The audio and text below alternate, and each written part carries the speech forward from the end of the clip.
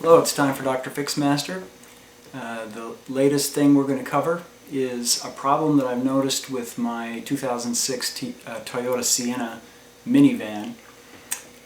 I followed the forums and noticed that there are quite a few people complaining about an airbag light that goes on. It warns the user that there's something wrong in the airbag system.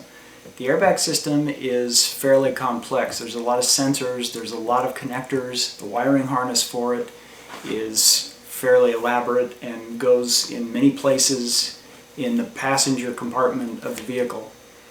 I found what was a solution for me to turn that light off. Apparently, in many cases, I think if this is true for me, it's probably true for a lot of people, but the yellow connectors that are inside the passenger compartment they have a poor design. Toyota's usually good about their system level designs.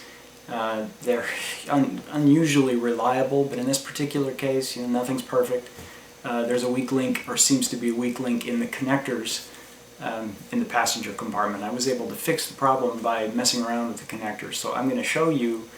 I can't guarantee that this is what the problem is for everyone. It's a very expensive repair. If you have someone tear apart your vehicle and take the wiring harness for the airbag out, that's a lot of work and a lot of expense. And it's a shame to go through all that if you have a simple and easy fix for something as easy as a connector issue, a mechanical connection that just is poor. So I want to get this information out there and share that there's a good chance that if you had the same problem as me, you could probably get that airbag warning light to go off and leave you alone. So let me show you what I did with that, and we'll get moving here.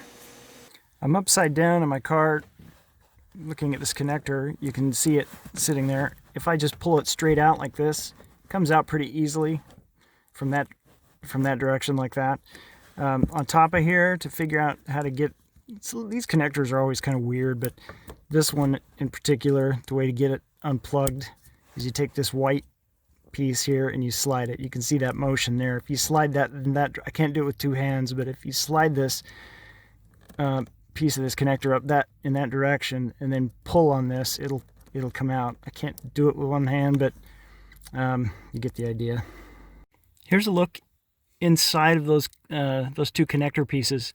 On one side you got the female, just the holes there. On the other side you got the male. There's two wires.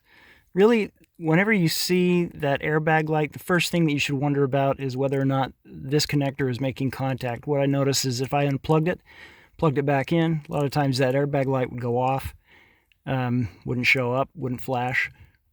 So there's a problem in this connector. I think the connectors are just poorly designed and they lose contact after a time. So one thing that I've done is I came in here, took that male connector and just spread those two prongs apart just a little bit. Not enough so that you couldn't plug it back in, but enough to just change the position so that it makes better contact, or just finds metal inside of those holes on the other connector, that it makes a good contact. I did that several weeks ago, and the airbag light has never come back on. So I think that's a solution.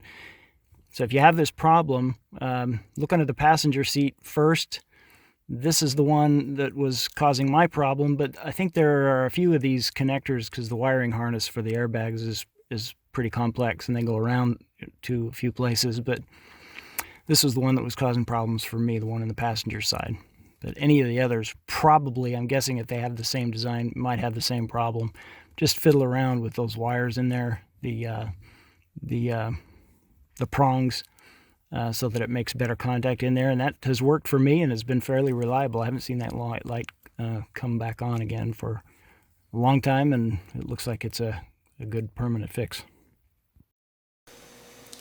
Okay, so as simple as that was, that's what worked for me. I hope that everyone else's airbag light problem is as simple, and that little bit of information will help you to shut that light up and shut it down, and quit giving false warnings. It's actually a real warning, but you want your connections to be good in there.